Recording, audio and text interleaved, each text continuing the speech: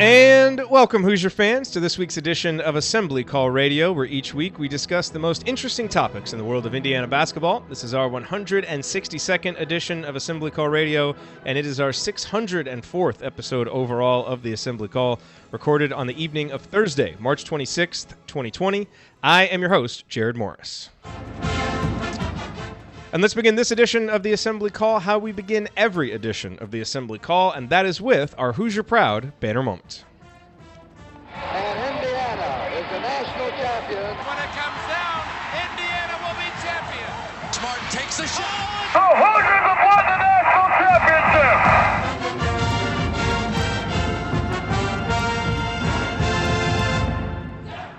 The impact of the 2020 NCAA tournament being canceled is far-reaching.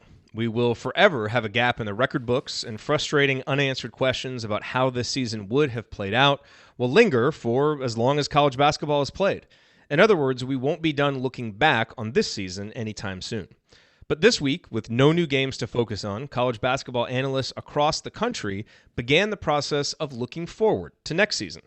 And while it is far too early to put much stock into these projections, since so many roster changes will occur between now and the opening tip of the 2020-2021 season, the general placement of your Indiana Hoosiers in these projections does offer a semi-useful suggestion for what national expectations are likely to be heading into next season.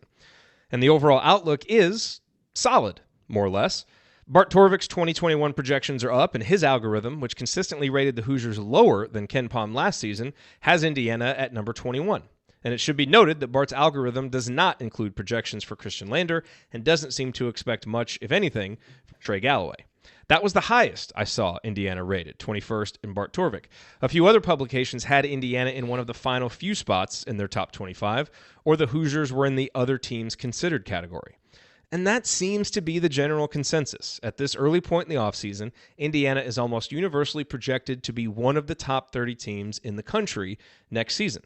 If we assume that Christian Lander is able to reclassify and that the Hoosiers don't lose anyone projected to be in the rotation, especially Trace Jackson-Davis, I imagine that's what the official preseason projections will look like come September and October.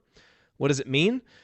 Well, if we agree that a fair minimum bar for success for next season is to be comfortably off the bubble come March and finish in at least the top half of the Big Ten, since that would represent another small but meaningful step forward under Archie Miller, these projections suggest that Indiana will, once again, basically just clear that bar.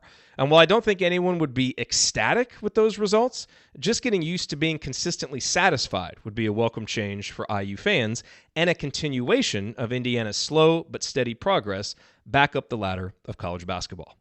All right, now let me introduce my esteemed co-host for this week's show. Andy Bottoms is off tonight, but tomorrow night he will be hosting our live rewatch of the Indiana-Louisville game from 1993 from the Sweet 16 of that tournament. Galen Clavio and Chris Williams from IU Artifacts will be joining him. I will not be there, but here is my nomination for the banner moment. Blocked by Taney, and a little whooping taking place. They certainly are not discussing the state of the stock market. That is an embarrassing play when you go for the slam and a guy takes away your manhood, if you will. Embarrassing indeed. One of my absolute favorite Calvert Chaney moments. Did not back down at all. That is obviously one of those moments in that game, but a really, really good game, a great performance, one of Calvert's best performances. So for that reason and many more, you should watch it. And you can get the details for our live rewatch series, plus the YouTube links to watch the games at assemblycall.com/rewatch. Tomorrow, that's Friday, the live rewatch begins at 8 o'clock Eastern with the postgame show immediately afterwards. All right, now here with me tonight, to my left. He remembers the days when a movie cost $1. Heaven help you if you ever decide to pop your collar. Play hard, but remember, fake hustle is a crime. He's the coach and it's Tonsoni time. I don't like carrots. Coach, it's Tonsoni time. What's on your mind?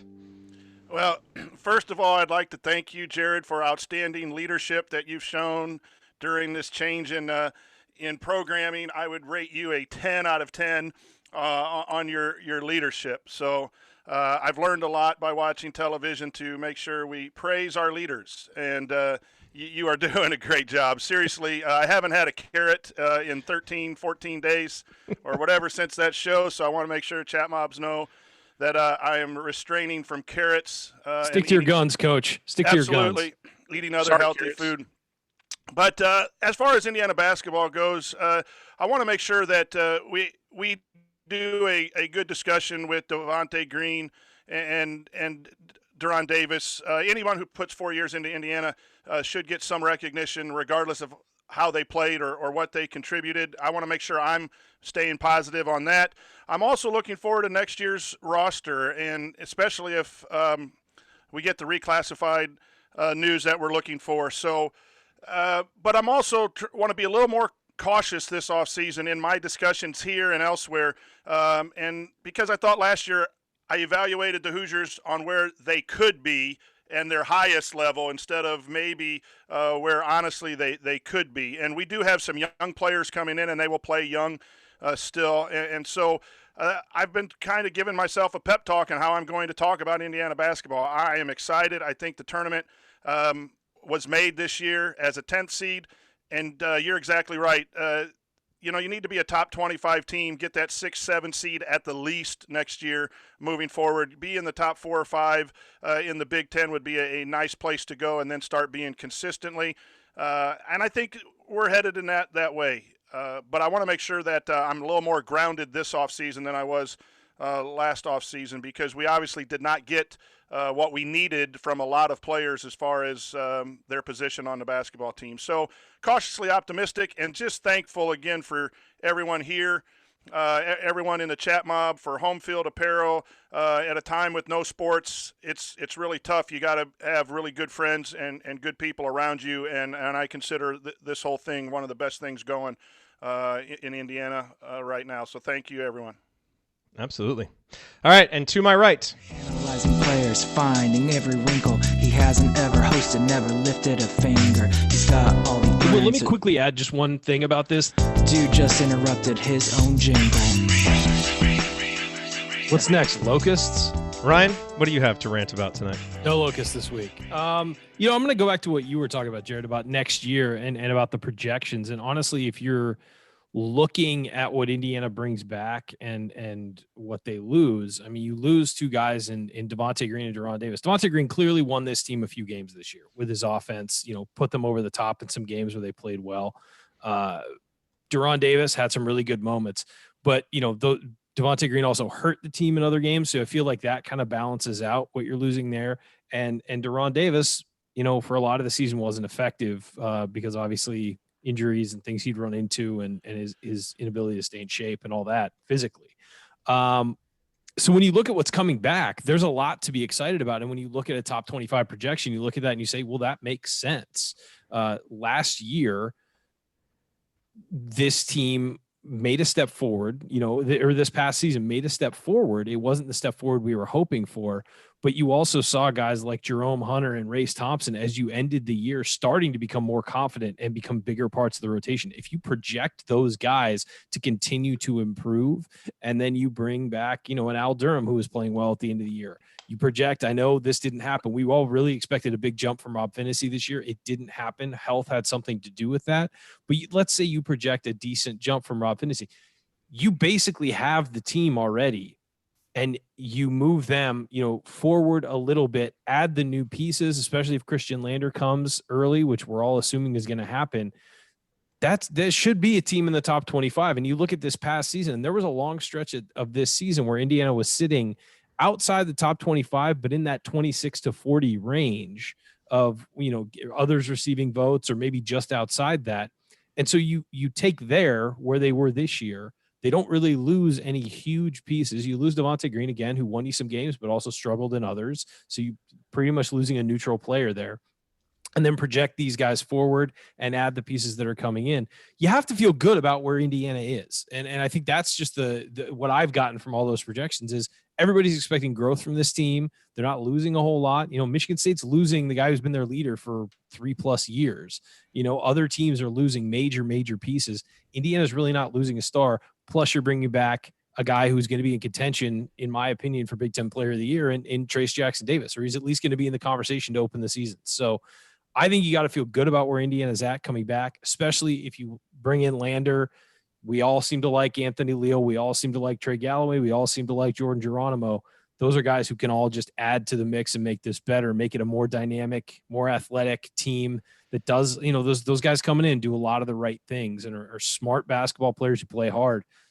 It's kind of what was missing this year at times was that all-out effort, and those guys all certainly bring it. So you feel good looking forward. It's sad that we have to look forward now because we were expecting to still have the tournament going on and a lot of other things, and hopefully maybe be in the second weekend of the tournament. But this is something I think that we can be positive about and look forward to. Is that this team looks like it's going to improve next year. All right, here's what we will talk about this week. We're going to go through some Hoosier headlines here in segment 1, and then we're going to talk about 3 lingering questions about Devonte Green, and then we will hop into the Mediocre Mailbag and answer the questions that you all sent in. That is coming this week on Assembly Call Radio. Before we get to all that, just a few quick announcements. A reminder, again, assemblycall.com/rewatch is the URL to go to for the schedule for the live rewatch series. We've done the first 2. You can check out the replays for those, and then we have 6 more coming up.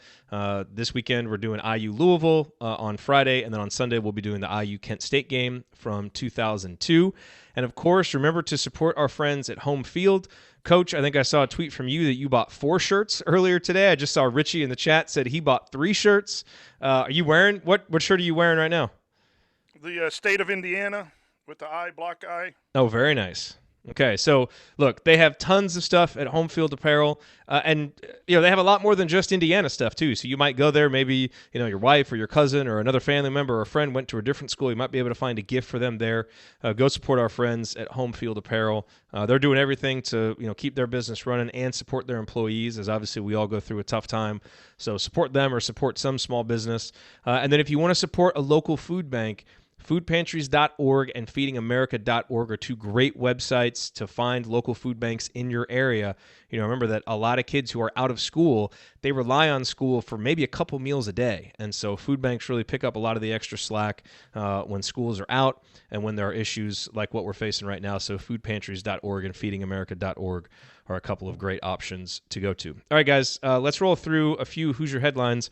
Obviously not a lot on the menu this week, but there were a few. The first one deals with recruiting or incoming recruits. Jordan Geronimo named New Hampshire Player of the Year, which was nice to see. And while neither Anthony Leal or Trey Galloway was named Indiana Player of the Year, perhaps the top recruit remaining on any Indiana hot board that you look at, Trey Kaufman, was named Gatorade Player of the Year. And what is really notable about that is he's only a junior.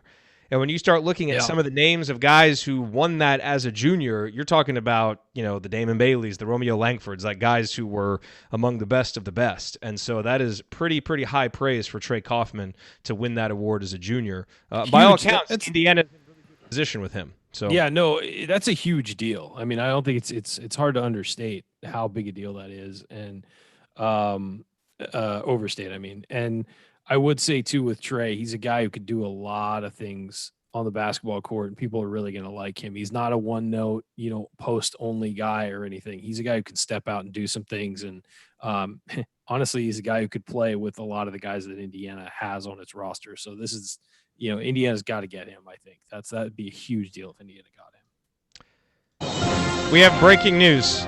Breaking NCAA tournament simulation news from the folks at NCAA Sim 2020. Your Indiana Hoosiers are in the Elite Eight, ladies and gentlemen. This is just starting to make me angry. It really is starting to make me angry. If you haven't been following this on Twitter, NCAA Sim 2020, I don't know what they're using to simulate, but they've simulated through, and I don't know how they put their bracket together, but I think Indiana was an 11 seed. And now Indiana in the Sweet 16 facing Arizona. They win 74-66. So the Hoosiers moving on to the Elite Eight. Trace Jackson-Davis, 13 points, 9 rebounds. They were up like 17 at halftime in that simulation. Yeah. I was like, what are they using to do this? Is it 2 guys in their basement like just shooting hoops against each other, or what are they? Oh, man. Well, I'll take it, though, I guess. I did a simulation of our bracket using Bart Torvik's predictive model, and guess who won? Wisconsin. Oh, yeah. Yeah, so, BPI no did kidding. that as well. No, he's got little glitches in his algorithm. I like his work. But Wisconsin, come on. No, we love Bart on this show. Bart's a great guy, but he is a Wisconsin fan, so that's absolutely. That's why that joke is funny. But Indiana to the Elite Eight, that's something that after these 2 weeks is kind of nice to see. That's right. Simulated Elite Eight, but hey, we'll take it. We will take it. Okay, so the other really interesting news is that the NCAA announced that payouts to member institutions will be much smaller this year due to the cancellation of March Madness. Now, this was not a surprise. This was expected. And that is, as you would expect, going to have a cascading impact on athletic departments big and small, especially on smaller mid-major schools that really, really rely on these payouts. Yeah, a lot of recruiting budgets are going to be cut, I think. Yeah. Well, I mean, and Fred Glass released a statement. He said, in addition to pursuing our number one priority of helping to protect the health and safety of our students, coaches, staff, and fans, we have also been working to mitigate the financial impact of the anticipated reductions in the distributions we traditionally receive from the NCAA and Big Ten. Basically, freezes on raises, freezes on bonuses, a lot of different cost-cutting measures. I think they're freezing any new building facilities type improvements. So I don't know what that means for the updates they're doing to Cook Hall. I guess those are going to be frozen in place. So have they started them yet? They had started. They're probably already paid for, quite frankly, if they started them. They don't pay as they go on those things. Oh, okay. So maybe I imagine that was factored into a previous budget. Yeah. Now I don't know what if the workers are able to actually go there and work right now. Maybe you have to wait on that. But yeah, I mean it's it's going to be interesting. I read an article from the AD of Texas A&M, that was talking about, because obviously the football season is going to come before the basketball season, but if they're not, if we're not back at the point yet where we can have large gatherings of people, and a school like A&M or even a school like Indiana that may only get 30 to 40,000 people, those gate receipts are big, and they're factored into the budget. Especially in college. In the NFL, they make so much off their TV deal, and it gets spread evenly to the owners. The NFL could survive with 6 weeks of no fans. The owners won't love it because they make a lot of individual money off that. But those colleges make everything on game day. They have TV deals, they have national deals if you're a school in your conference with a national championship, whatever. But those gate receipts are enormous for college budgets. The NFL doesn't really care. So the NFL may push, okay, we'll do, a couple weeks of no fans at games or limited attendance or whatever. College football can't survive that. Yeah. So, look, it's just going to be one of those things that we have to take week by week, month by month to see what happens. But that was announced today. And also all Indiana summer classes, I believe, are going to be online. So got that going too. So lots of disruption happening. And then the last note is Jeff Goodman ran a piece where I believe he got 334 coaches to give him their favorite movie and favorite TV show. Did you guys see this? Did you see what I saw Archie's favorite is? Yeah. Archie, in addition to being the graphic, I don't know who that image was that they had his head superimposed on, sitting there eating chips and watching a show. It was good Photoshop work. But Archie's favorite movie is Kingpin, and his favorite TV show is Narcos. Good choices. I love. Does that tell you anything about Archie Miller? Kingpin's a classic. Kingpin is a classic. Is a classic. Yeah. Tells you a little bit about his sense of humor. So Tom Crean answered his favorite TV show is The West Wing. His favorite movie is Remember the Titans. West Wing was a good show. Seems appropriate. Fran McCaffrey also had The West Wing as his favorite TV show, and Goodfellas as his favorite movie. He just imagines when one of the guys when Joe Pesci's character gets whacked that it's an official. Fran McCaffrey has definitely done the Joe Pesci "Do I amuse you? What am I?" Actually meant it at somebody. Yes. At somebody. I like those choices by Fran, and it kind of made me mad because I don't want to like anything about Fran. I just don't. And I saw that on our run sheet, and I was like, dang. Okay, good choices, Fran. Still don't like you. I really – well, you're going to go to the next one, right? Painter? Yeah, Matt Painter, The Wire and Shawshank Redemption. I really hate – classic choices. I want to really dislike Matt Painter, but I think those would be my answers too. So it's like – but I mean, we can dislike Matt Painter because he's the Purdue coach, but I don't dislike him personally. I'm not surprised that he had really sensible choices because when you actually listen to him talk about coaching, he's very sensible. No, I don't dislike him as a person. I just he's the head coach of our rival. I want to hate him. It makes it hard. I know. I know. All right. Any other news items jump out to you guys? I will just say kudos to Coach Miller. He bought the IU police department some lunch the other day. Whether you like Archie, don't like Archie, you do like to see people who are prominent and have the resources to be able to share in times like this, because as we know, the people on the front line are really, really the courageous people at the hospitals and the police and fire and all of that. I do like that when a coach of our program makes a gesture like that. And I'm sure that's happening around college athletics all the way, but I just want to make sure we mentioned that as well. Thank you. Absolutely. You're welcome, That is a great point, Coach. Good call. Okay, coming up, let's reflect a little bit on the never uninteresting career of Devonte Green, and we are going to do so by asking 3 lingering, perhaps even counterintuitive questions about his career and then discussing them. We will do that next. Stick with us here on the Assembly Call.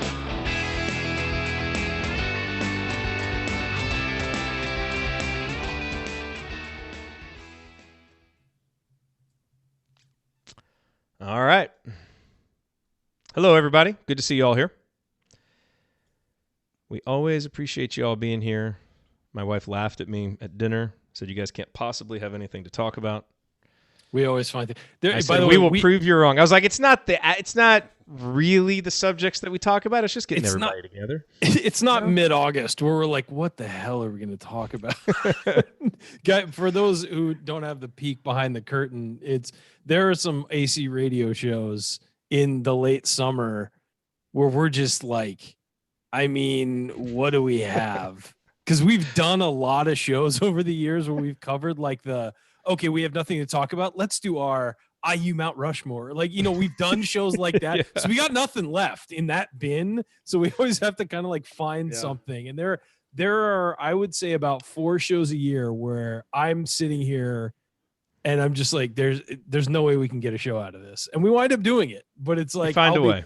We'll be halfway through the first segment and I'll be like, we're done. It's over. Like we always find our way through. Do a profile of Chat Mob members. Just get on and start talking. Hey, here's what we think of Joel. Chat mobbers. Joel's this dude. He cooks well. He helps out at the tailgate. Blah, what blah, kind blah. of drops could we get out of bringing Joel on here? Oh my goodness! You have to have the beat drops that would become home field apparel T-shirts. That's the drops. You don't want. Oh you man, don't I want just pulled Jay a bite on and coughed into my hand. because Jay would just make this mediocre, and we're about really doing a good job. So Jay can't be on the show. We'd lose some viewers, but some would pop in as well. It'd be pretty mediocre. Yeah. No, Joel would be fascinating to have. Joel is a man of mystery. He is. We could have Joel and Megan on at the same show, and we wouldn't. You just have to hit play, and then I just leave. Yeah, you could just leave. Joel and Megan.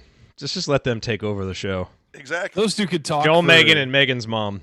It would be a 4-hour show, and it would be entertaining the entire time. Oh man, But there is an idea. We need to have Chat Mob send some short drops and see if we like them. Just send them things to read. Just send them like little clips. Send them things out of context things to read. Just speaking of that, so we have, and people have probably done this, and I need to go through and look at them. But we have these Chat Mob applications, and I'm putting the link in there because we do have to induct some new people into the Chat Mob and get them shirts, and then bring them on and do the post show segments with them. So we do need to do that. It's been a while since we've done that. I know. So go there, and I'm sure if you've already done this, I apologize for getting behind, but I'll try to get caught up on them now that we're actually in the off season. But go to Assembly Call. Oh wait, I can't say this to the podcast folks because this is just for the YouTube folks. So I just put the link in the YouTube chat. So I'm sorry if you're listening on the podcast or on the radio. To be part of the Chat Mob, you got to be there, like in the chat with the YouTube folks. So you got to show up live. So that's how it works. So anyway. Owen says when you run out of ideas, just have Coach eat a carrot. I'm not. I'm done with carrots. I'll eat yours, Coach. I'm a big carrot fan. I know they're good for you, but it's too bad the guy's name wasn't Pizza, and then you could be done with pizza, and it would be a healthier decision than getting rid of carrots. Is that a fat joke? No, I'm just saying, like just in general, same thing. Same. And a new segment, Jerod's Health Tips for Coach Tonsoni. We want you around for when he finally hangs a banner. We don't want you to be not here in your unhealthy self. Coach, how's parenting going this week? With you always mention your boys or boys. One came home just for 2 days, and we sent him back to his quarantine home in Carmel with his wife, and then the other one's still here, and he sleeps till he sleeps till 10, sets his alarm, wakes up, and goes back to sleep until 1, then gets up and he does go help one of his autistic clients 2 hours a day exercise. So that's his work, essential work, and then he comes home and then he sleeps some more. So he's really not too much of a pain. Man, this stuff's right. gonna pass. He's just gonna sleep right through it. It'll be great. I know. I guess if you're 21 and can't go anywhere, what else are you gonna do? Yeah. Get caught up on sleep. He is drinking my beer though. So we've been quarantined. Is he replenishing it though? Is he going and no? Well, not yet. Yeah, we've been quarantined for my parents for a week, so we'll see him finally tomorrow. It's been a week since we've seen them, so it'll be good. I will not. Can your mom bring some tiramisu? I will not go over there and sleep though, Coach. I promise you, I won't do that to my parents. That's good. Jay said that home field needs to make him a mediocre shirt. I don't think home field is capable of making mediocre. No, they're top notch. You know what we should do? We should do some branded content on some of these shirts. I don't know how much it costs to get like some made, but like some of like our most famous drops, maybe just like that. That would be funny. Yeah, that would be funny. We talked about putting Coach's entire Purdue rant on there. Just on the back, just put like just on the back, like in small letters, the entire like, Purdue rant. The front would be like Assembly Call presents Tonsoni time, and then on the back the entire rant. Or you really show your ass. You show your ass when you do that. It is still funny every time I listen to it. I'm sorry. That's ridiculous. That's just not right. You can mischaracterize that all you want, chat mobbers. Somebody in the chat said we should have a San Diego chicken bleep shirt too. That would be good. Where's San Diego chicken? There it is. Oh man, hold that thought because someone did ask a Phil Rivers question for the. Oh, nice. I'm happy to do a whole show on Phillip Rivers at some point. If a very short segment. I'm saying if the offseason gets rough, I'll do a scouting report, how he threw the ball last year, whatever you guys need. 10 reasons Phillip Rivers will be the best Colts quarterback of the last 2 decades. 2 decades? Maybe the last. I mean, if you want to make it a hot take, you know. I think Peyton was a little better. Maybe just a little bit. But do you think Luck was better? I think Luck had the potential to be better. I think he struggled a lot in that offense that they had him in. He threw a lot of interceptions at one point, and he had a thing where he overthrew everybody. Like he threw it like 5 yards over guys' heads. Luck had all the talent in the world and stuff like that. I also think that he struggled with football. It had nothing to do with his ability. I think that he just struggled with football from a physical standpoint. And from a mental standpoint, knowing how smart he is of, do I really want to be doing this a lot? And I think that when you're doing that, it hurts your performance. You know, if you're questioning whether or not you should be out there, you shouldn't be out there. And I think that's why he retired ultimately when he did, is he just didn't want to do the work. He didn't have that burning desire to do the work to get back into it. And I think that's the right move. It's a smart move. The guy was hurt. You can't do it halfway. Yeah, he was hurt every season, it seemed like. And he played through a lot of injuries when he was younger that he never sat out for, you know? And so I think he's amazing. He was a very talented guy. I thought he was the next Peyton Manning for sure. And that was before I knew he was going to the Colts. You know, I mean, I just thought he was a phenomenally talented guy who had it all. I just think that once he got there and started getting hurt, it was like, you know. No, I don't think that Rivers will be better than Luck. I think that he's a really good fit right now for what they need while they figure out a long-term solution. To Indiana U Hoops, he says no way Rivers is the best QB for the Colts over the last 2 decades. I know. We know. I was kidding. Okay. The key for the Colts, one last thing, because people are discussing in the chat, the key for the Colts is protecting the quarterback, which they haven't done in a long time. It's getting an offensive line that can protect the quarterback. They got a good run-blocking offensive line. They need guys who can protect the quarterback. That's why Luck retired early, because he got murdered behind that offensive line. So whether it's Luck, Rivers, Brissett, whoever's back there, you got to protect them. And so that's the big thing. You do. And now we'll even see. It's going to be interesting for some of the teams that have new quarterbacks too. How maybe not having a full offseason is going to affect them. Yeah, so there's so much up in the air with sports right now. It's crazy. It is crazy. Okay, give me about 10 seconds, and then we will start this segment, just because it'll be easier for me to keep time if we start right on. So here we go. 5, 4, 3, 2, 1.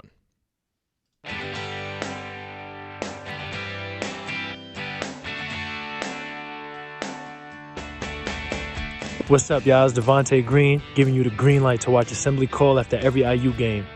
Just don't listen to their opinions about shot selection. Remember, you miss 100% of the shots you don't take. Go Hoosiers. Thank you, Devonte. Welcome back to the Assembly Call. You can find all of our content at our website, assemblycall.com. And if you ever want to join the chat mob during our unedited live broadcasts or watch those replays and see all of the Between Segment banner, then check out our YouTube channel, youtube.com/assemblycall. I'm Jerod Morris here with Ryan Phillips and the coach Brian Tonsoni. And guys, I wanted to spend a little time just reflecting on Devonte Green's time at Indiana. And I wanted to try to frame this in maybe a little bit of a different way. And so I kind of thought of some lingering questions that, that we still have as Devonte's career has now ended. And obviously it's disappointing to all of us that we didn't get to see how it finished. If this simulation that is currently going on, if that's actually what would have happened, Devonte Green probably would have been a 1,000-point scorer at Indiana, and obviously would have played in the tournament and probably, would have authored several more memorable moments. But obviously we know that he had a very up and down career. It was interesting, but it was interesting in good ways and it was interesting in bad ways. But let's ask these lingering questions, and I want to get your guys' thoughts on them. So the first question that I want to ask, and I'm going to kind of just take the devil's advocate position and argue what I think is maybe the counterintuitive position, and then see what you guys think. The first question is, are we going to miss Devonte more than we think next season? Because it has been easy for some people to say, hey, this guy's been really inconsistent. He was never able to kind of be the guy that maybe we all hoped he could be. So now, was he on the same page with his coach? All of these things. Will Indiana now be better without him? And what I would say, and Coach, you kind of alluded to this, is if you look at Indiana's biggest wins over the last 2 seasons, right? The Penn State game this year where he had 10 points. Iowa game, he has 27. Ohio State game, 19. Florida State game, 30. You go back to last season, the Michigan State game, 13 points, 4 assists. The other Michigan State game, 11 points, 5 assists.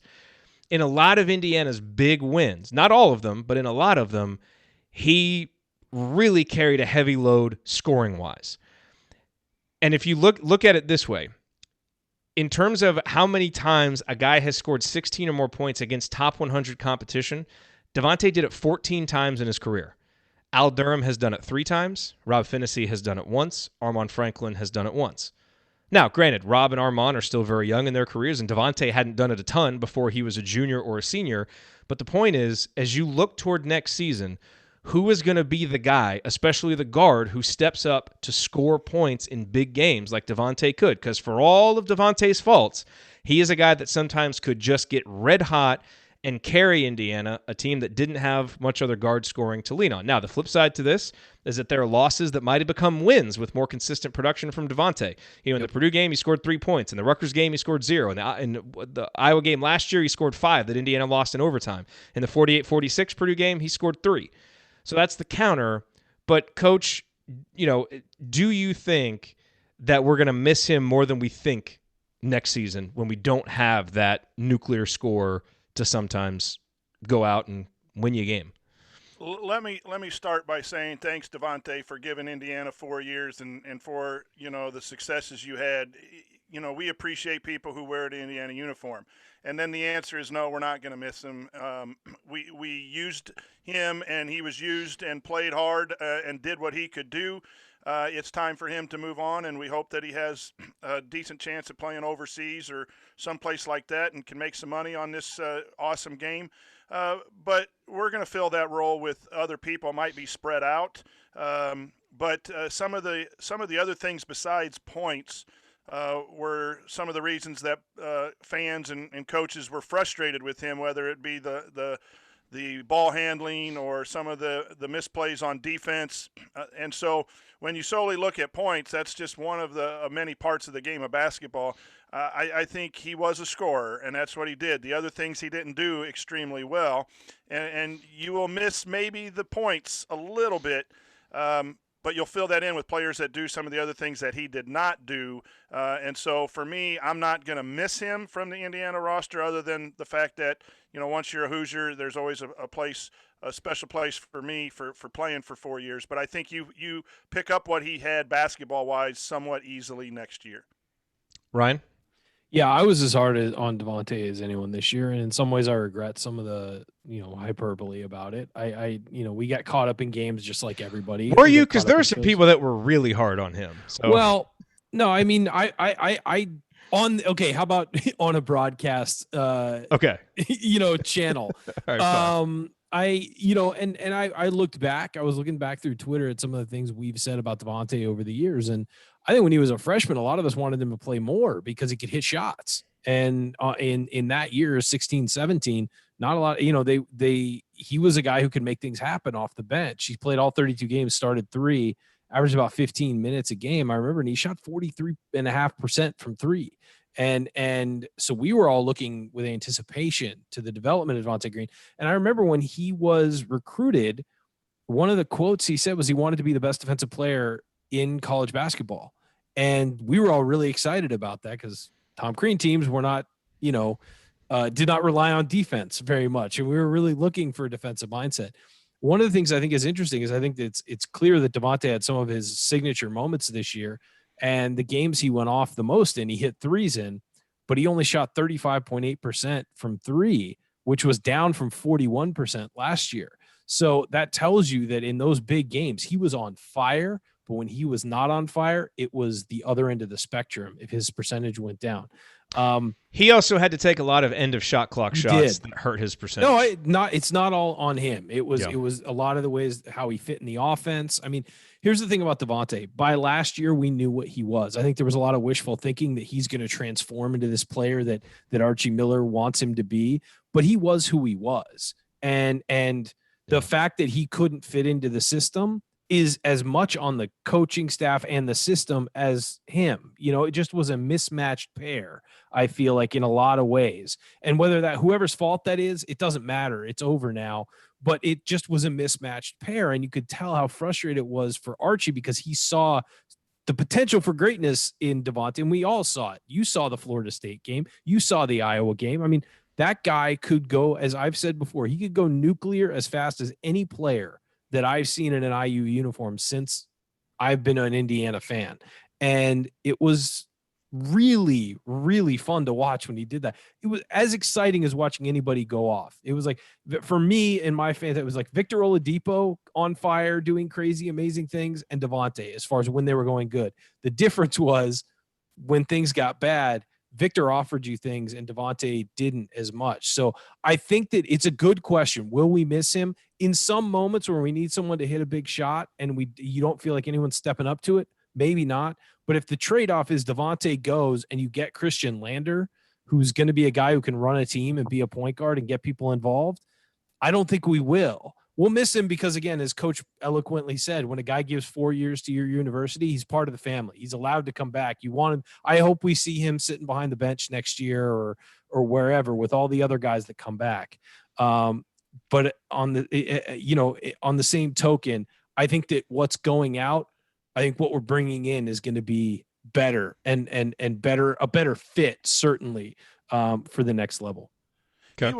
He was a 3-point shooter. And I think of like Nick Zeisloff being able to hit threes and do some things and be that kind of shooter. But Zeisloff appreciated his role and understood his role.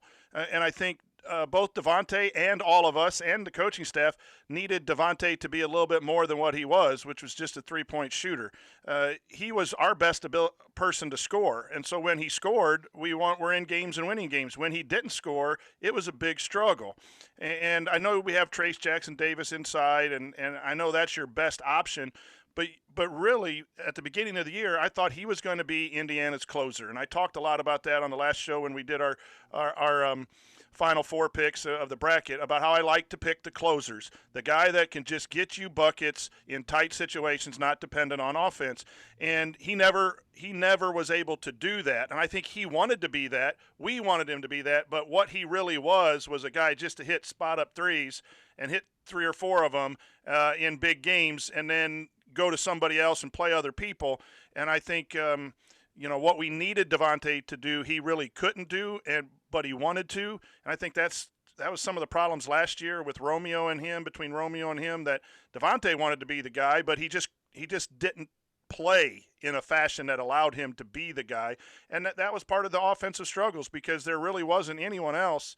You could shut down Trace Jackson-Davis by double teaming quick off the ball, forcing him to kick the ball out. You needed that other scorer, and Indiana did not have that. So, that's where I think sometimes it's not fair for Devonte. And jumping ahead, I don't want to take away your last question there.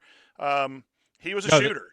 And he wasn't a scorer, and Indiana needed him to be a scorer, and I think that's a little bit unfair for me and everyone else to judge him. But when you're offered that opportunity, you do one of two things: you step up and you do it, or you don't. And I don't believe that he did. I'm not saying he didn't try, but he just obviously did not become the lead dog in the IU offense. Yeah. And for the record, as far as my answer goes, I tend to agree with what both of you said. I would side more on that side. That I think on the net, I think there will be a net positive. Like I think on balance, it'll just be because it wasn't such a good fit between he and Archie. I think for that reason alone, it could help. But that brings us to the second question, which is, do you guys think that as a fan base we were fair to Devonte Green? I think we were on this show. Certainly, we certainly for tried the most to be, part. Yeah. Yeah, but because when you look at it, Devonte was recruited by Tom Crean to play in a very open offense that valued shooting and could live with turnovers, could live with poor shot selection and streaky defense, which were all of the bad things Devonte brought to the table. And if you look at his high school scouting reports, and we talked about this before, it is to a T what he was at Indiana.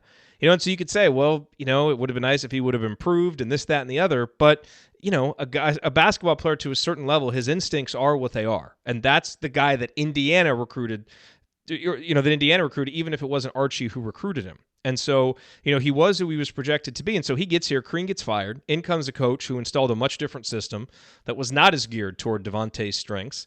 And he didn't have a lot of backcourt help around him. Kind of to your point, Coach, he was being asked to do something that he probably wasn't really well suited to do. He and the coach clearly had their clashes. But still, at the end of 4 years, he was a 3-star recruit who ended up scoring almost 1,000 points and was the best player on the court in some of Indiana's biggest wins over the last 2 years. So, I understand the disappointment and the frustration during his career, but I really feel like by any objective measure, you would have to say his time at Indiana was a success, given what his high school pedigree was and then what the production was. Now, if you want to grade on some kind of curve because this wasn't a great era of IU basketball and he played more minutes than maybe he would have on good Indiana teams, and so the production numbers shouldn't count as much, like I get there's some shades of gray in there. But again, just given what he was as a recruit, what he produced, that's pretty successful. And when you factor in the difficulty of having to play 3 years for a coach that you don't really fit into his system, I wonder if enough thought was given to that in the knee-jerk reactions in a game when people got mad at him. And obviously not, because it's a knee-jerk reaction, but I hope as we step back and look at that, we can still acknowledge the mistakes and the faults, Coach, as you did, but maybe have a little bit more empathy for, some of the challenges he faced and the fact that he is who he was as a player, and it just wasn't a very good fit overall. Yeah, and the other thing, though, is he was a lightning rod, and whether this is true or not, you'll never know because we're not there, and you always got to be fair, and coaching guys as well, you don't want people to badmouth them there, but there was rumors to be problems between he and Romeo. There was the suspension for a selfish act, and I know that happens across college basketball, and their suspensions, but if you really are into a program, you don't get yourself suspended. And then there were former players that were hinting that that he might be part of the struggle of the team. So there's some smoke there. Whether there's fire or not, no one will fairly understand that. But that's why I would say he stuck it out, which is good with the coaching change. He did win some big games, and you remember that. But I do think it could have turned out better overall for Devonte Green. And I'm trying to be as respectful. Fair enough. Yeah. I think that the big issue here was if Devonte Green who he was offensively, obviously the turnovers wouldn't have been okay with Archie. But if he played defense the way that he was capable most of the time, yeah, I think that Archie would have lived with it. And the problem was that when Devonte would get going offensively, he could sometimes lock in defensively and be a pest defensively and be a solid on-ball defender and just an absolute pest. The problem was those times were few and far between because, he had to get going offensively. Now, there were games where he played well defensively, but it was so streaky. And I think that was what frustrated Archie and why he was removed from the starting lineup was because the other guys, Rob Finney, at least for the most part, plays defense. Al Durham, God love him, he tries to play defense. He's not a great on-ball defender, but you get effort from him. And I feel like that was the big issue there. And then Justin Smith had games where he looked as good as any defender in the Big Ten and had other games where he didn't, but he played a different position. And I feel like with Devonte, if he had just played defense the way he was capable, maybe he's incapable of playing consistently. Like, I don't know if that's just a trait to his game or, where you get high highs and low lows, but I do think he's a guy who, when he was on fire, was great on both ends of the floor. It wasn't just an offensive guy. He could be great on both ends of the floor. And we saw that, and it helped win us games. But on the other end, it was just an inconsistency. And I think and Devontae's acknowledged that in post-game pressers. He acknowledged it, that he's just inconsistent. And hopefully heading into the next level, he can figure that out and lock in, because he's certainly talented enough, and he's got enough innate talent to be a really good, consistent offensive threat and a pretty good on-ball defender.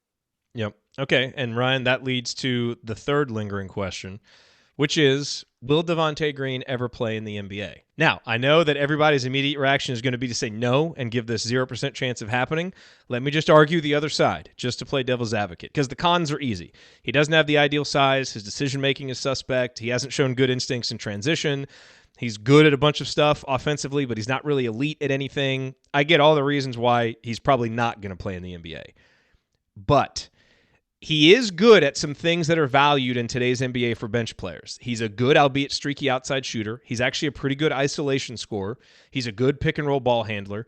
He does have irrational confidence that could make him valuable as a scorer off the bench, and he can defend when he wants to if he's motivated.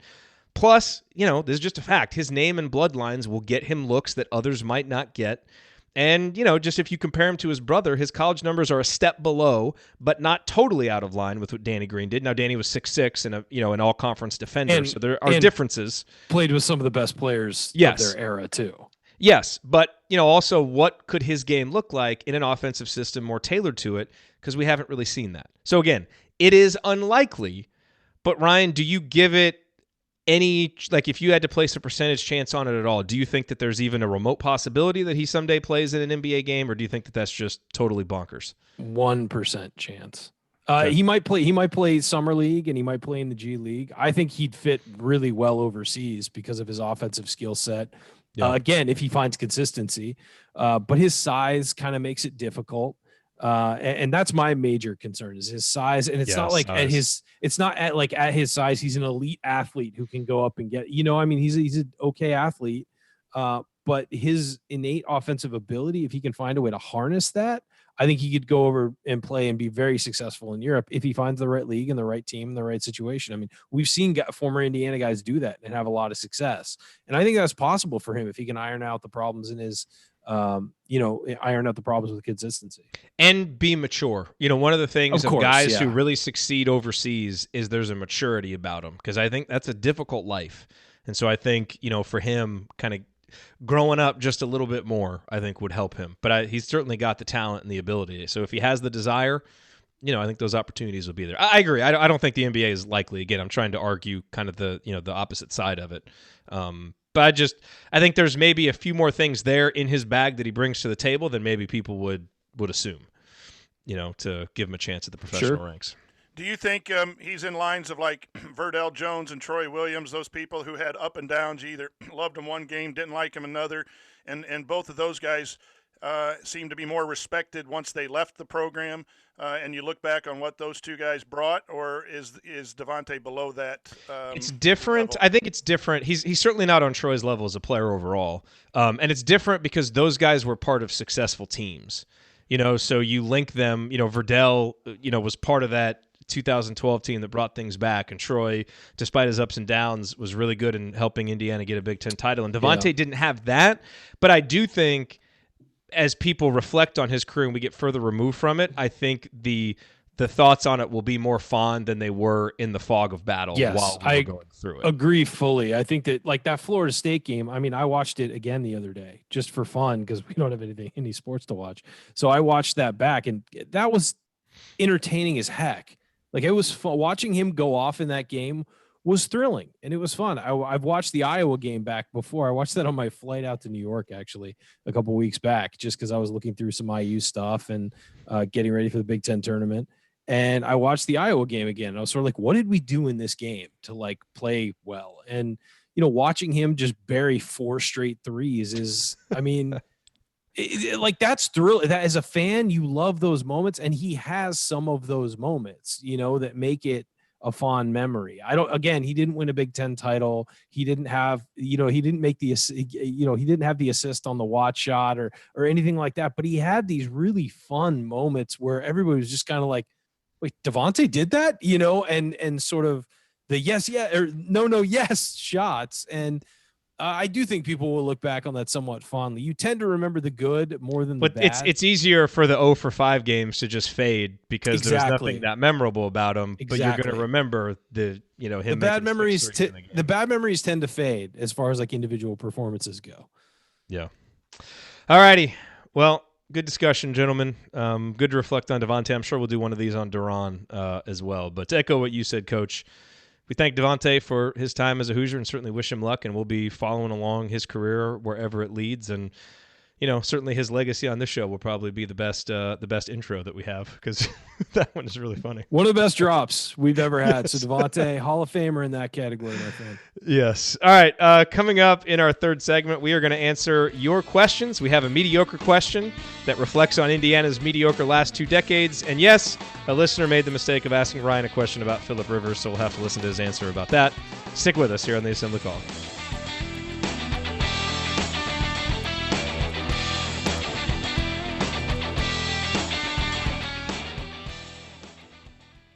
All right, 22:02 for that segment.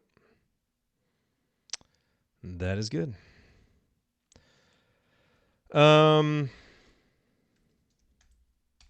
Coach, do you have any lingering thoughts on hosting a show with Ryan and Scott? Oh, it was fantastic. Those are my kind of dudes, because they're all in. They're all in, and they're man. They're not afraid to say what they think.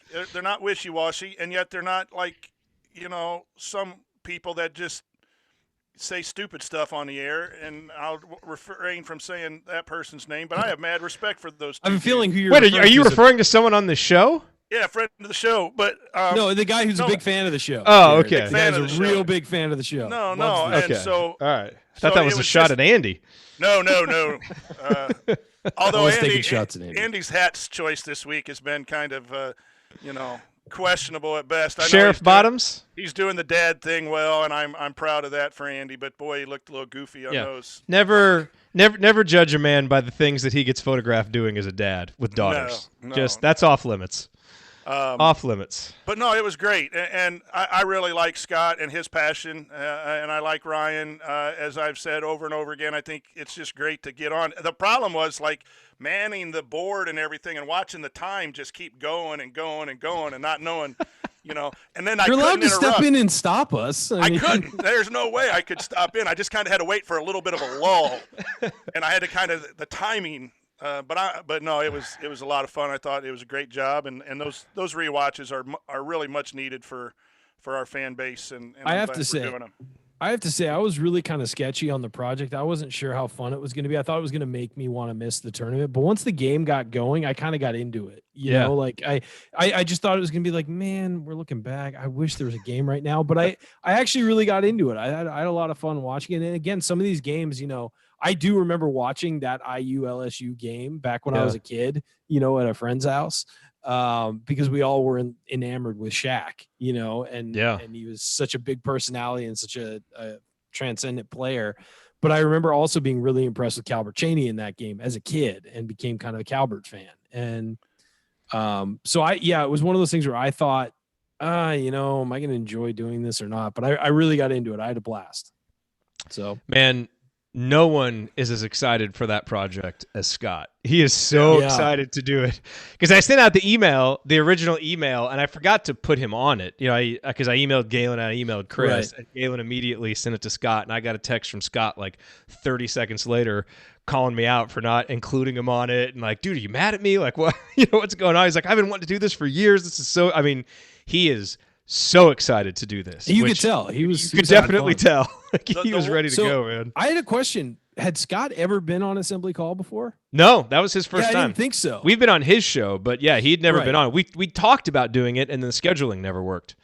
So yeah, it's good to get him on here. That, like, for years, we've obviously had not like a partnership, but like a friendship with obviously Galen, who comes on our show all the time, and Crimson Cast, and we've kind of like paralleled them for years and been buddies with them. But like the fact that he's never been on the show, I mean, it was because it's one of those things we talk about them so much. I was like, at some point in the was 700 shows, or was it 600 shows we've done? Yeah, estimated 600 shows we've done. Like, he has to have come on one time, and he never had. And that surprised me. Yeah. The one problem I did have, Jerod, is, to be in the 1992 show, you put me with a sixth grader and a sophomore in high school. Yeah. I was in sixth grade. It's kind of hard to stay in the bit. Well, also, Ryan just refused to do it from his opening statement, so that didn't help very much. Well, it was weird to do. And it's weird. Of course it's weird. I kind of wanted to do like a little bit of a comparison, and then I kind of got into it. I kind of got into it midway through the first segment. Yeah. Just totally refused to do it off the top, but then... Well, it just, you know what? It was that team. There was such a dichotomy from the last couple of years that I had to mention it, because that team was just attacked and just knew. And so I had to mention something, because it was like, from my perspective, like, I don't remember watching that, so I have a different perspective on Indiana basketball than you guys. And I watched Indiana basketball when I was growing up and everything, from afar, but I didn't see every game. I saw the big games. And so I had to mention just, man, there was something about those guys where they were so focused. They were in attack mode. They figured out how to attack, and they just relentlessly attacked and made the defense stop them. And they had a plan, and they each were. Yes. The thing that shocked me, it wasn't that they had a plan, because every team has a plan. Whether or not they executed is the question. It was that everybody was on the same page about what to do about that plan. And that was so different to me. And it's different than modern college basketball. It is. There's so many individual players who are individual players and who freelance and do this and do that. That team had a game plan and just relentlessly attacked they attacked the same spot for like 20 possessions in a row. Yeah. No selfishness, just that whoever was in that spot on the baseline, they just gave it to him. And it was relentless, and it would that. So I had to, I know you love this project and you wanted to do it that way, but I had to mention that just, it's so different than what I was used to seeing. It's amazing when everybody's on the same page and does what the plan is. It really is. And it makes basketball look so much easier. It really does. And that's the thing about watching that team is you're watching all five guys on the same page, but that have high basketball IQs. Yep, and what an offense can look like when every player on the court can hit a 15-foot jump shot. And it opens up everything. And when everybody on the court is playing for the guy next to him too. Like there was Calbert had 30, but he got that 30 within the offense. It wasn't like they were just feed Calbert, let him go to work. Bob Knight's offense always had a featured scorer. Like that's just how it was, But he was that guy. He was getting the ball within the scheme of the offense, and he wasn't afraid to give it up. And, it's not like and that was the dichotomy for me, which was what LSU was doing, was just feed Shaq and let him go to work and everybody else back off. And that was give it to Calbert. Calbert kicks it out, reposts, moves around, gets it back. He was taking his opportunities as they came, not demanding the ball, catching it and going one-on-one on somebody. It was through the offense. And that was so impressive. So I thought it was I had a blast watching it. It was fun to watch. Pretty basketball. That was pretty basketball. Well, Shaq was fun to watch too. Rewatch did for me. I remembered where I was at. I was engaged at the time, and we had a couple's wedding shower on that day, and I actually went instead of watching the game. I remember watching the game while the couple's shower was going on. If that happened now, Mrs. Tonsoni's going by herself. no way I'm missing Indiana in the tournament now. But yeah, but I mean, Moose when you're engaged, when you're first dating, you're willing to make some sacrifices. I know, but this is Indiana. This isn't any other place. I mean, but it's your future wife. That's what I mean. But that's how you know. That's how you know she's the one, because you'll miss an Indiana game for her. That's how you know. I was soft. No, that's not soft. I give you a total pass on that. You get a pass. I missed an Indiana game for my girlfriend this year. I'm not soft. Watch it, Tonsoni. Hey, I do. Next time, soft for missing it. The next time we have although there was an epic story that happened at this wedding shower, I cannot say over the air. I can't wait till we're in Bloomington next time. Next time we're in story. Bloomington, yeah. I will tell the core guys, and then everyone who hangs around till 2 or 3 in the morning, I'll probably let it slip. I did not tell. Something happened, and I did not tell a soul for close to 7 years. Oh, boy. Wow. Yeah, and I finally told Amy, and then slowly the story has come out, and yeah. So. Wow. Well, now everybody's intrigued. Jerod, we got to get there. As soon as airlines start running again, we got to get there and get this. Yeah. By the way, Joel with the best point. Who schedules a wedding in March? It's a fair point. Fair point. Was it in Indiana? Fair point. Was it in Indiana, Coach? Yes. Who scheduled? Yeah, an Indiana wedding in March? What? No, our wedding wasn't in March. Not you. Shower. Not you. The one you were. The shower. Wedding shower. Wedding shower for Amy and I. Oh, okay. The shower. Okay. Yeah. So we got married in June, but no, Moose is in the chat. He just and his fiance said yes a while back, and so he's got to make sure to plan away from plan around basketball season. Around basketball season. Got to do what you got to do. All right. Do what you got to do. All right. Let's go to the mailbag. Just give me 15 seconds, and we will start the next segment.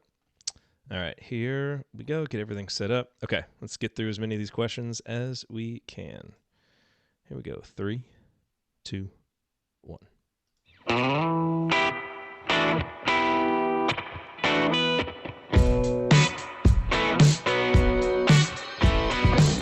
Hey, this is Deron Davis. And what's the only thing better than dominating a Duke big man in the post? Is celebrated with friends afterwards. Join Jerod, Andy, Ryan, and Coach on the Assembly Hall call after every IU basketball game. Go Hoosiers. Thank you, Deron. Welcome back to the Assembly Hall call. I am Gerard Morris here with Ryan Phillips and the coach, Brian Tonsoni. Remember that you need to be subscribed to our email newsletter. We send out a weekly IU news roundup, even during the offseason, and after every game, we send out a detailed post-game analysis.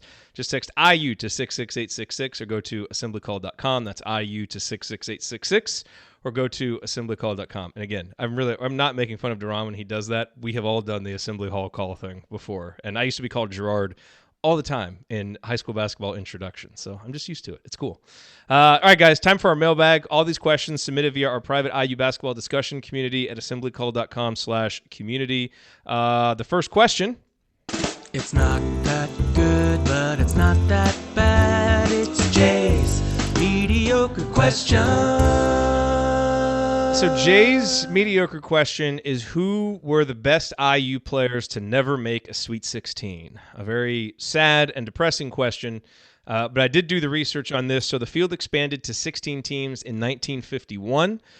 So every team that made the tournament then would have made the Sweet 16. But in 1975, it expanded to 32. So at that point, you had to win a game to make the final 16. Since that point in time, here is the list of the best players who have not made a Sweet 16 or who never made a Sweet 16. Andre Patterson, A.J. Guyton, Michael Lewis, Luke Recker, Kirk Haston, Bracy Wright, Marshall Strickland, DJ White, Robert Vaden, Marco Killingsworth, Eric Gordon, Verdell Jones, Noah Vonleh, James Blackman Jr., and Devonte Green and Deron Davis. Verdell Jones and James Blackman Jr. have asterisks because their teams made it, but they were injured, so they never actually got to play in a Sweet 16. Their teams did make it. Verdell Jones was in. Yeah, but they didn't actually get to play in it, so I just wanted to point that out. But and then obviously Romeo Langford didn't as well. No one and done has made it, and you'll also notice that for that early part of the Bob Knight era, going to a lot of Sweet 16s, a lot of Elite 8s back then. So all those players, if they stayed around, made at least one of them.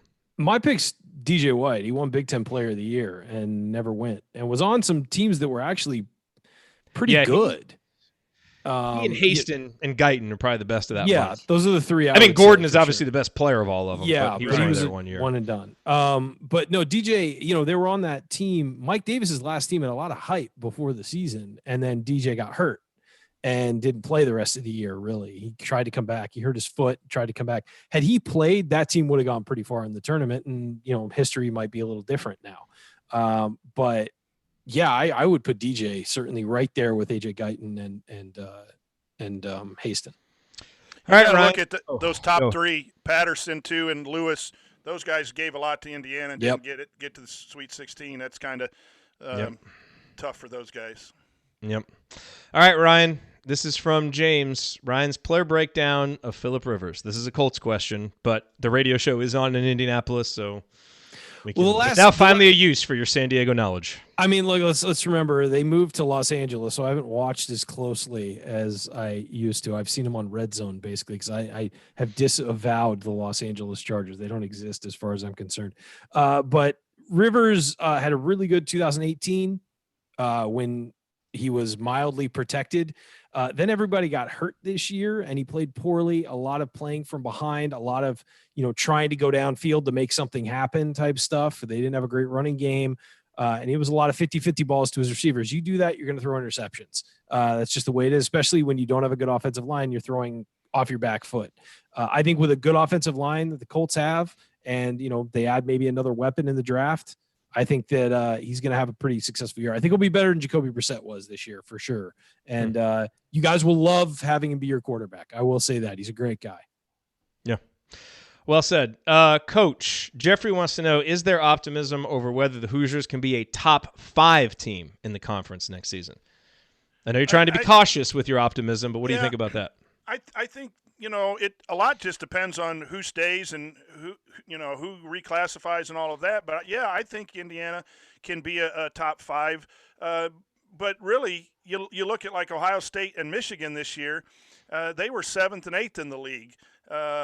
At the end, and they were going to get 5 seeds, 6 seeds. So it's really hard to tie conference into the ultimate goal of making the NCAA, and we want to be a top 5 basketball program. So I think that needs to be the goal, and I think that the team is set that if they all advance in the off season, which they're going to lose some off season work together with this shutdown. So that's a concern too. But I do think the roster's better, and it just depends on the makeup of the Big Ten. But I definitely see the top half, 7th or better, being a pretty good choice for the Indiana Hoosiers.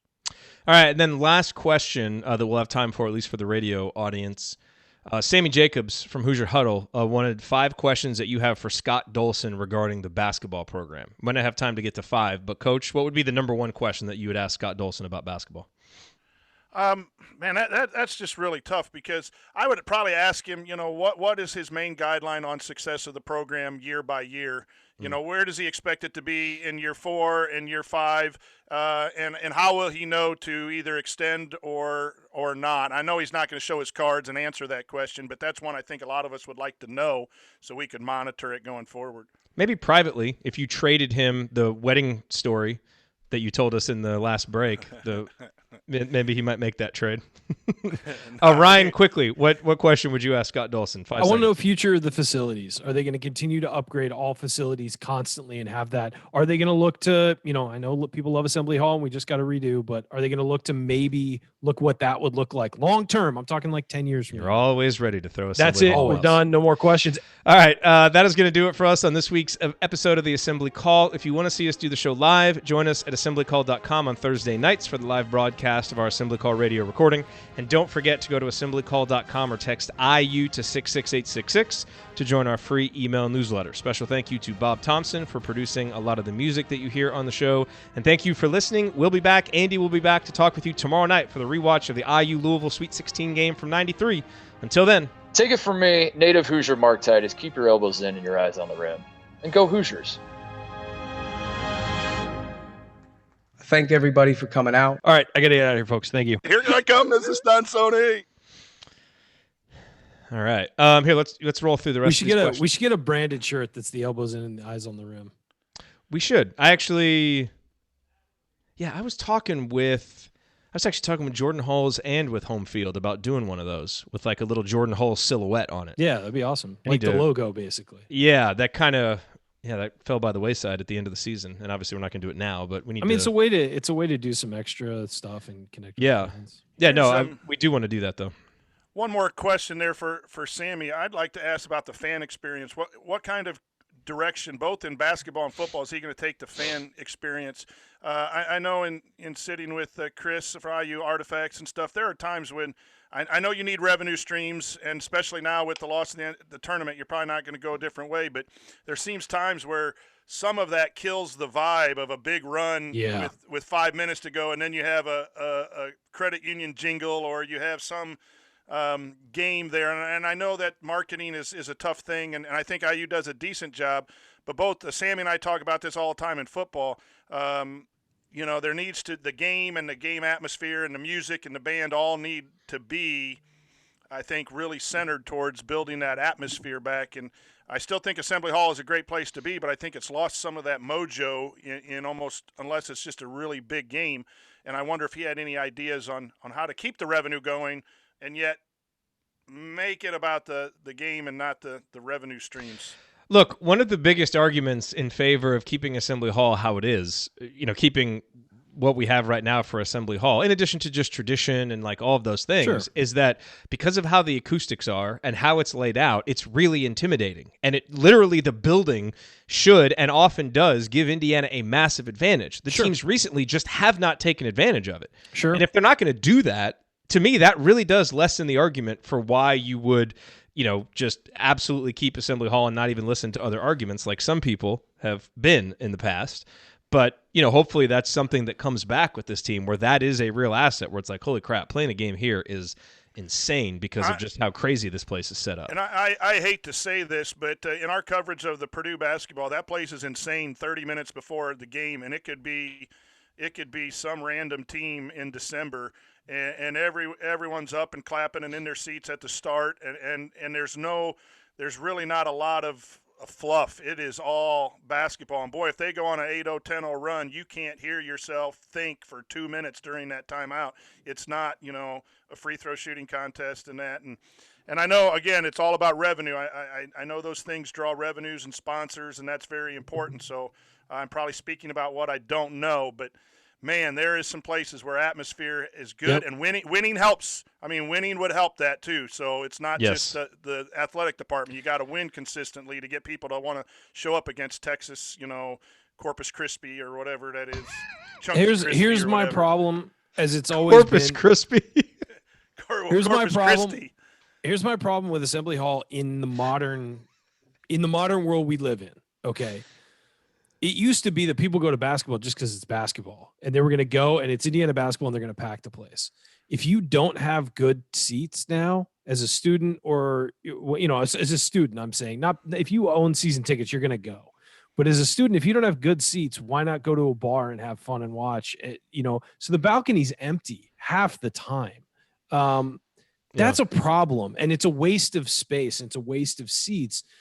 I think they should build something similar to Assembly Hall. I think it should be all four sides, though, and I think it should be steep like that, where you're right on the, you feel like you're right over the floor because of how steep those stairs are. But you got to get rid of the balcony. And you can't in the current facility. There's no way to get rid of that in the current facility without knocking out a ton of seats and knocking out a ton of your revenue. The problem is that like the balcony is a waste. I mean, like other than the first 3 rows, you don't have a good seat. And there are so many seats throughout Assembly Hall that are really bad seats. And it's not a great place. It's a great place to experience college basketball. It's not a great place to watch a college basketball game. But it's the a good experience, distinction. Yeah. And that's my concern, is that Indiana can do better than that. You can create a great atmosphere. And by the way, the atmosphere, I believe, is going to go with the fans. Yes, there's acoustics and all that stuff. Bring in the best people in the world. This is Indiana basketball. Bring in the best people in the world to figure out how to magnify those acoustics, how to do that, forget it. Bring in people to tell you if it's possible to recreate that. If it's not, okay, we stick with Assembly Hall for a while.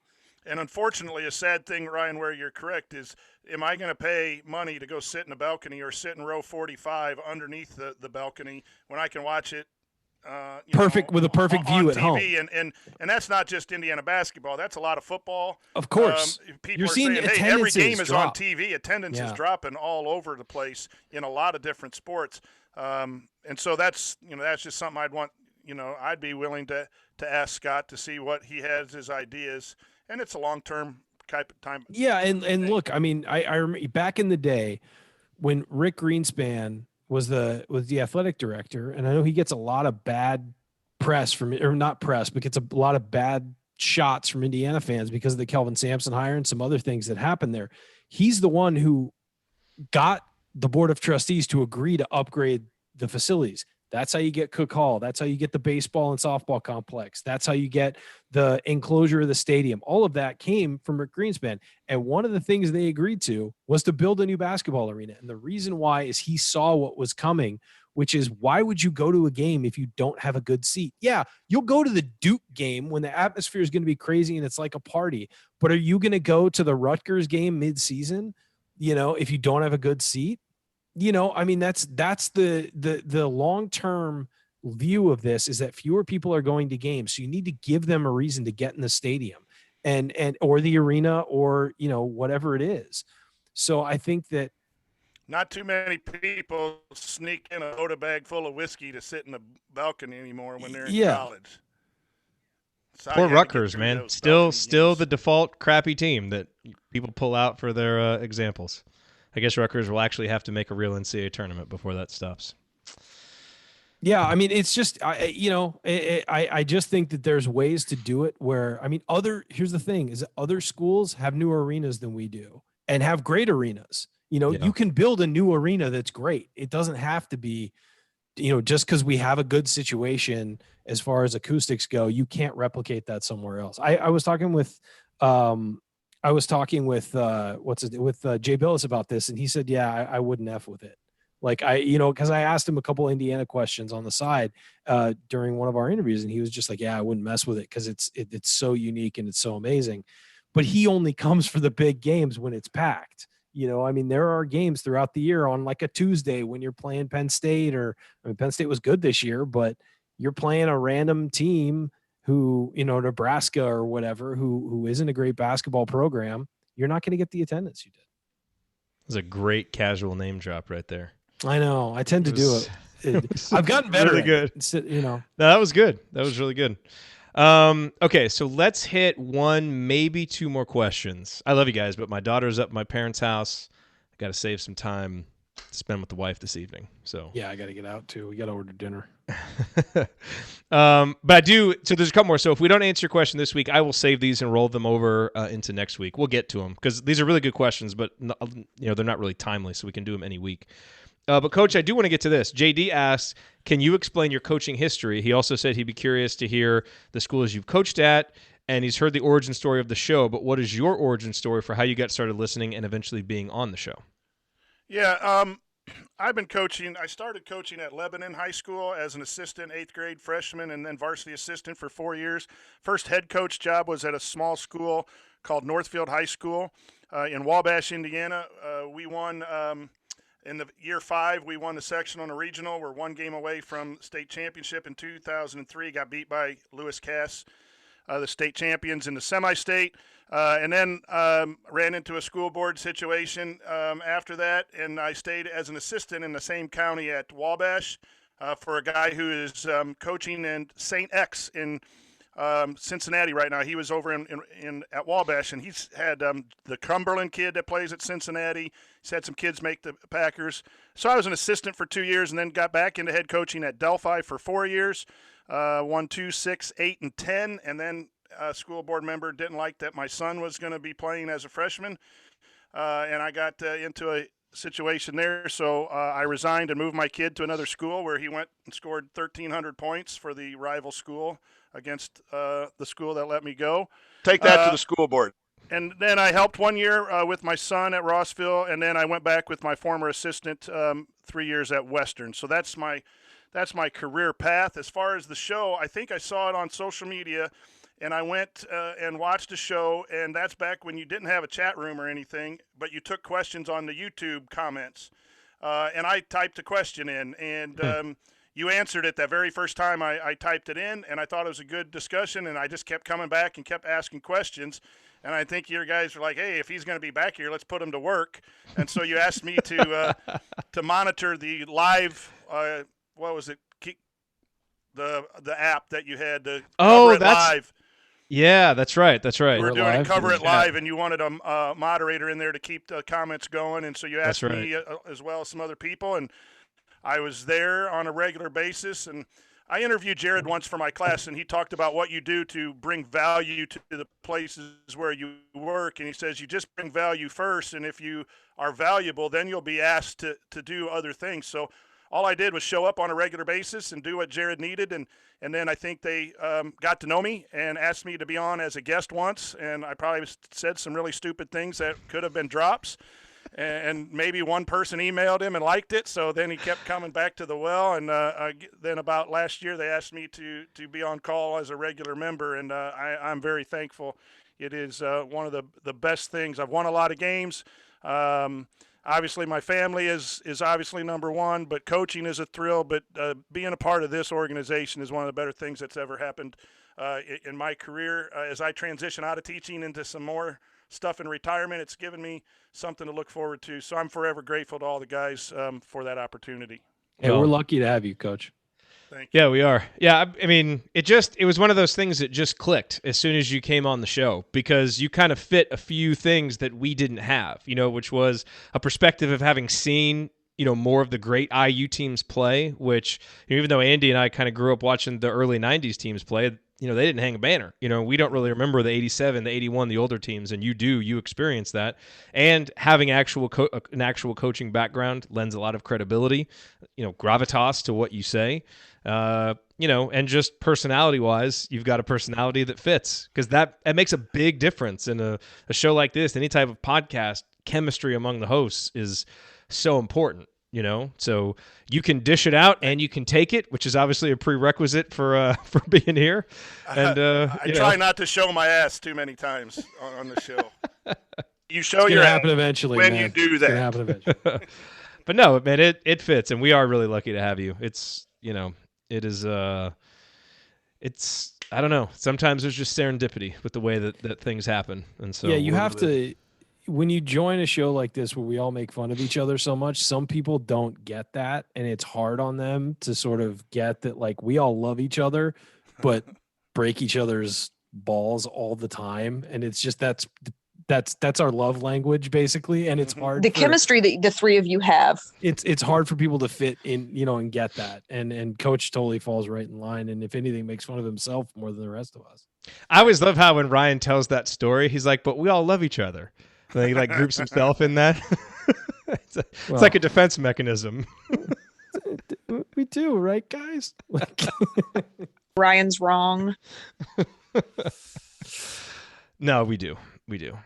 Now we love the listeners. We don't each other. We hate each other. We get off this. We never talk to each other outside of this. I just show up every week at the same time. Man. But that would be awful if you watched a show like this one where we're on here, and I feel like we certainly seem like we like each other and have fun, and then if off air we just really did hate each other. Never spoke to each other. All just a performance to rake in all the advertising dollars. We did the meetups, and we were each in a different corner. No, part of the best part about the meetups is that we get to see and hang out with each other in person. Like we do it to meet the listeners and everything, but the whole thing is that we get to hang out with each other, which we never get to do. So it's great. Yes, it is. Okay, let's close up there again. I'm going to hang on to all of these questions. Yeah, there's no other ones that are especially timely. So I'll hang on to the rest of these, but always fun. So remember, tomorrow night, it's going to be Andy, Galen, and Chris from IU Artifacts. They are going to walk you through IU Louisville 1993. The link is at assemblycall.com/rewatch. We'll be tweeting as it happens, synchronized rewatch, all that stuff, and post-game show afterwards. So we hope that you guys are there. And then Sunday will be IU Kent State. Same time, same place. Have a good night, everybody. All right, guys. Later. Thanks for watching. Yep. Good night. See y'all. See you, Coach. Peace. See you, Ryan.